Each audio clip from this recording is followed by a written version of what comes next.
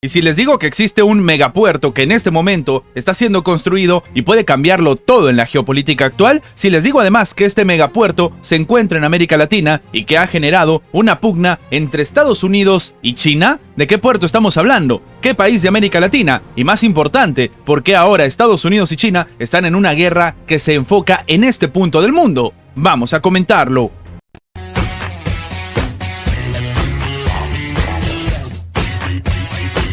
Existe una situación que algunos medios de Occidente han catalogado como peligrosa. ¿Qué es exactamente lo que pasa? La expansión de China obviamente se ciñe sobre América Latina, pero en este caso debemos hablar del megapuerto de Chancay, que sí, se vive en Perú. ¿Qué es lo que sucede? Pues para que nos hagamos una idea, hasta el momento se han invertido 1.200 millones de dólares en la creación de un megapuerto y que la primera fase va a ser inaugurada en noviembre precisamente de este año. En este caso, estamos hablando de una inversión total de 3.500 millones a través del consorcio estatal chino COSCO Shipping Port. Ahora, lo que llama la atención de todo este escenario es que en un primer momento se había firmado la exclusividad. Con esto, lo que lograba la administración de Xi Jinping es tener un fuerte ingreso y que de hecho empezaba a generar desigualdades con Estados Unidos. Para que nos hagamos una idea de esto, China ha conseguido ganancias por más de 100 millones por trabajar en América Latina, algo que Estados Unidos no ha podido. Claro, si ahora consiguen exclusividad, esto descarta de plano a Estados Unidos. De hecho, este megapuerto se va a conectar con diferentes puertos alrededor del mundo de, obviamente, construcción y de propiedad china. Pero en este complicado escenario ha sucedido algo bastante curioso. Primero, debemos entender que este contrato de exclusividad se firmó en el gobierno de Pedro Castillo, un gobierno estrechamente de izquierda que tenía buenas relaciones, evidentemente, con China. Lo curioso vino después, cuando a Pedro Castillo se le encarcela y toma la vicepresidenta el mando, que curiosamente tiene un gobierno más de derechas, a pesar de que era precisamente del partido de Pedro Castillo. De hecho, hemos comentado en anteriores videos cómo precisamente la presidenta actual permitió que entren tropas estadounidenses en territorio peruano con armas de guerra, supuestamente para capacitaciones, y después se retiraban, pero la realidad es esa. En este complicado escenario y con una presidente que tiene una relación mucho mejor con Estados Unidos que con China, resulta que ahora el gobierno peruano no está tan seguro de lo que podría terminar sucediendo con este contrato de exclusividad. Y es que lo que ha dicho el Congreso es que, bueno, no puede existir una situación así porque no hay una ley que les otorgue estas posibilidades de exclusividad.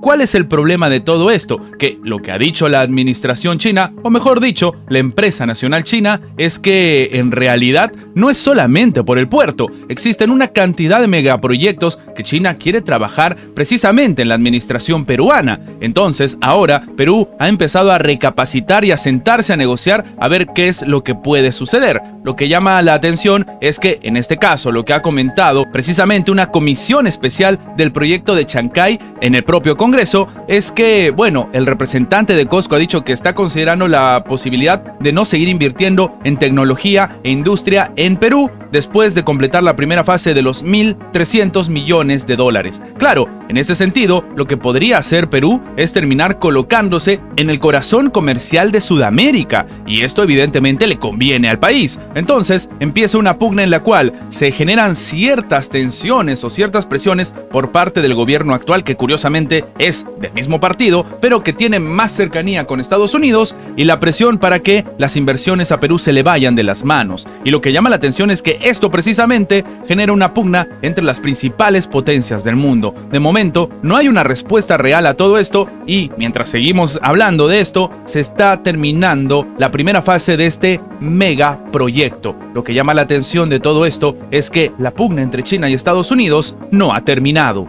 Y es que la secretaria del Tesoro de Estados Unidos, Janet Yellen, ha decidido viajar el día de hoy a China para intentar rebajar la tensión entre las dos mayores economías del mundo. Según dice la agencia AFP, llevará un abanico de temas en agenda, desde las tecnologías más avanzadas hasta la seguridad de las rutas de suministros, pasando por la sobreproducción y los subsidios a las industrias. Algo que, como sabemos, es una pugna bastante fuerte entre Estados Unidos y China. En ese sentido, el tema es es bastante importante, sobre todo el de la sobreproducción para Estados Unidos, dado que la desaceleración en la economía china podría incitar a Beijing a impulsar la sobreproducción. ¿Para qué? Para compensar la caída de actividad, sobre todo en el sector de las energías limpias o de los vehículos electrónicos. En estos dos ámbitos, Estados Unidos quiere desarrollar rápidamente cadenas de producción y suministros que podrían verse debilitadas por una competencia china considerada, en estas condiciones, al menos para Estados Unidos, desleal. ¿Qué sucede? Los bancos chinos han facilitado el acceso al crédito para las industrias nacionales. De hecho, escuchen bien esto, prestaron cerca de $700.000 millones en el tercer trimestre del 2023. Un número astronómico que incluso ni siquiera se ha visto en comparativas a lo que, por ejemplo, Estados Unidos invierte en la guerra que se vive en Ucrania. Claro, mientras esto sucede, en la administración estadounidense, China está apostando por temas de creación y sobre todo comerciales. Según ha comentado el Atlantic Council, la mayoría de las veces a tasas inferiores a las del mercado, ayudando enormemente incluso a estas empresas. A medida que surgen nuevas fábricas de baterías y vehículos eléctricos en China, se teme que el país termine inundando el mercado mundial, lo cual tendrá un impacto no solamente en Estados Unidos y Europa, sino también en muchos países en desarrollo. Esto lo ha advertido la vicepresidenta del Asia Society Policy Institute. Estamos hablando de Wendy Coulter. Ella misma ha comentado que el gobierno de Beijing está reconociendo que existen ciertos riesgos asociados a la sobreproducción, pero en realidad esta es la única salida tomando en cuenta el escenario económico y claro, tomando en cuenta las sanciones de Estados Unidos, porque si el argumento para que China no haga esto es